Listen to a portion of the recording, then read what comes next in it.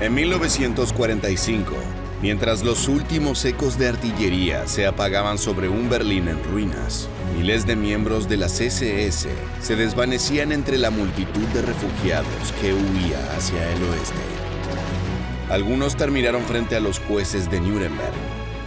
Otros, amparados por el caos, el miedo y el inicio de una nueva rivalidad global, se perdieron en un laberinto de identidades falsas y complicidades silenciosas.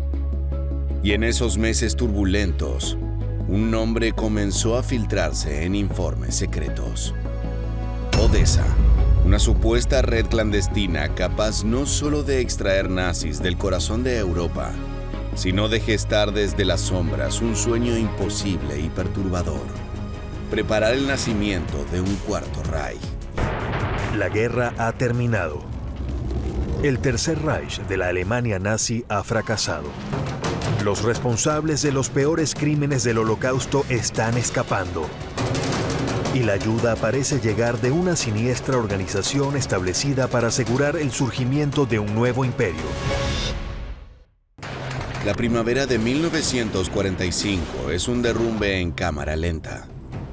La ofensiva soviética avanza desde el este como una ola roja que ya no puede ser contenida. Las divisiones acorazadas atraviesan Prusia Oriental. Los partisanos cierran rutas de escape y los bombardeos aliados reducen ciudades enteras a polvo incandescente.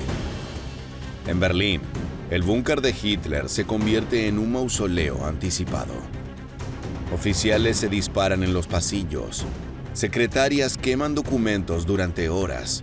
Generales redactan rendiciones que ya no cambiarán el destino final.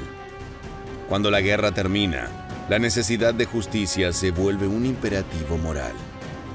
Nuremberg inaugura una nueva era legal. Por primera vez, líderes de Estado son juzgados por crímenes contra la humanidad. Las cámaras registran a Göring, Kaltenbrunner y el resto del viejo aparato del terror escuchando sus sentencias. El mundo observa un intento de reparación histórica. As the Third Reich collapsed in ruins, the men responsible for these crimes faced retribution. Hermann Göring surrendered to the Allies and was led away into captivity. In November 1945, the Nazi leadership was tried for war crimes at Nuremberg. The Nuremberg trial lasted nearly a year. In the Russian zone of occupied Germany, retribution came more swiftly. Many former SS men and Nazi officials were simply taken out and shot. Pero pronto surge la evidencia incómoda. El Tercer Reich había sido una maquinaria gigantesca, sostenida por cientos de miles de hombres que participaron de diversas formas en el crimen. El volumen de culpables supera cualquier capacidad institucional. Mientras tanto, comienza la Guerra Fría y los viejos enemigos de Occidente, la URSS y el comunismo, pasan a ser la prioridad. En ese contexto, ciertos ex-nazis se convierten en recursos humanos útiles, expertos en inteligencia, ingenieros de cohetes, técnicos con conocimiento militar. Las potencias occidentales desarrollan programas secretos como Operación Paperclip o reclutan antiguos oficiales para infiltrarse en el bloque soviético. Entonces, la frontera entre justicia y pragmatismo se vuelve borrosa. Y en esa penumbra, la fuga de cientos de SS que supieron ser criminales atroces no solo se vuelve posible, sino tolerada. Es allí donde una organización encuentra el espacio perfecto para operar: Odessa. Post-war Germany could not be run without the help of former Nazis. Many of them could also provide useful intelligence in the new Cold War, which was threatening to break out with the Soviet Union. The Central Intelligence Agency, founded in 1947, relied heavily on the expertise of men like Reinhard Gehlen, who had been the German Army's intelligence chief on the Eastern Front.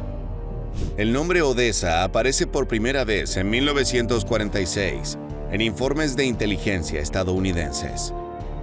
No surge como una organización formal, con jefes, estatutos o una estructura piramidal, sino como una etiqueta operativa para describir una posible red de ex miembros de las SS que se dedicaba a sacar camaradas del país.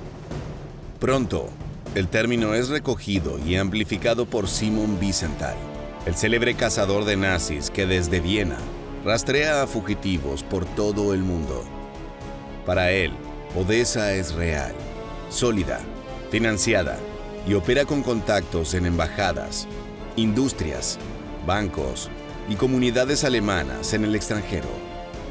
Sin embargo, existen otras versiones que hablan de redes múltiples, grupos informales de camaradas que se ayudan mutuamente, asociaciones de apoyo humanitario como Stille Hilfe, dirigidas por aristócratas y clérigos simpatizantes, células financiadas por industriales que buscan proteger a antiguos empleados leales, y organizaciones de excombatientes que por patriotismo o nostalgia facilitan refugio y dinero a quienes huyen. Más que una superestructura rígida, Odessa parece un mosaico descentralizado, un ecosistema de contactos, favores y silencios. Sin embargo, un documento altera el equilibrio entre mito y evidencia. En 1969, en Austria, se encuentra un archivo policial donde aparece mencionado el nombre Odessa, junto a un mapa detallado de rutas de fuga hacia Italia y después hacia América Latina. Este documento es extremadamente revelador. Confirma la idea de que había una organización funcionando, sacando a los nazis de Europa. En este caso involucra a 4 personas de Innsbruck que sacaron a los nazis por la frontera de Austria hacia Italia por el paso de Brenner. No eran personas importantes, pero al final del archivo tenemos que los nombres eran oficiales de la SS para los que trabajaban. A pesar de que no prueba la existencia de una dirección central, sí confirma un uso operativo para coordinar rescates. Aquí, el mito y la realidad se entrelazan. Odessa es al mismo tiempo un concepto, una etiqueta, un fantasma y una red tangible de camaradas que operan con eficiencia en los años más confusos de la posguerra. Pero también es el resultado de años de trabajo. Y es que antes de que la Alemania nazi colapsara militarmente, algunos ya planificaban el mundo posterior a la derrota. En agosto de 1944, en Estrasburgo, un grupo de industriales alemanes, representantes de Himmler y cuadros económicos del régimen se reúne en un hotel de lujo. El encuentro queda registrado en el llamado informe de la Mise en Rouge, una pieza clave para entender la dimensión económica de la supervivencia nazi. El objetivo no es discutir la guerra ya perdida, sino cómo preservar la riqueza del Reich para evitar su confiscación. Se acuerda un plan sistemático para evacuar capitales hacia Suiza, Liechtenstein, Portugal, España y América Latina. Se crean compañías pantalla, se envía oro nazi y se transfieren patentes industriales a firmas neutrales. La consigna es clara: ocultar recursos para preparar el renacimiento económico de Alemania en un futuro incierto. So Himmler was ordering Germany's resources sent out of Germany to foreign countries, where they could be used to form the industrial and financial basis for the resurrection of the so-called Fourth Reich, all under Himmler's control, of course. Bancos como el Dresdner Bank o el Banco de Pagos Internacionales juegan un rol central. Facilitan transferencias opacas, gestionan cuentas codificadas y protegen a directivos que más tarde serán claves en la reconstrucción alemana. También aparece la red de amigos del Reichsführer, empresarios ideológicamente afines que financian la protección y escape de jerarcas de la CSS. El plan no plantea explícitamente un cuarto Reich, pero sí una estrategia de supervivencia para asegurar que el poder económico del nacionalismo alemán permanezca intacto. Laundered into dollars and sterling, the SS treasure was deposited in discreet Swiss banks under false names and the accounts of bogus companies.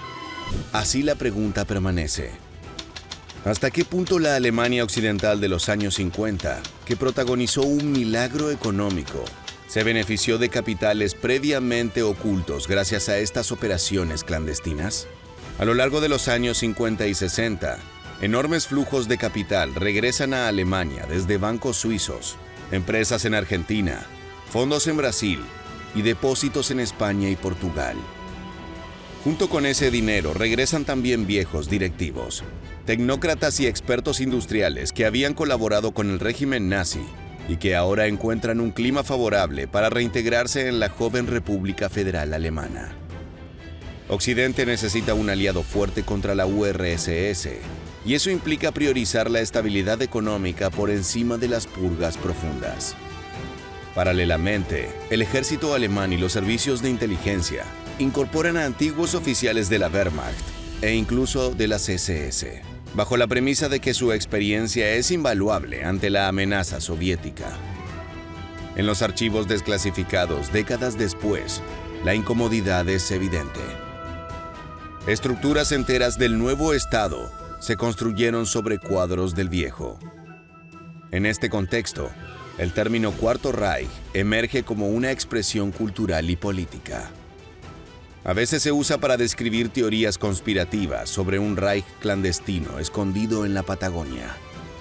En otros casos, sirve para denunciar la influencia económica alemana en Europa, como una suerte de hegemonía continuista.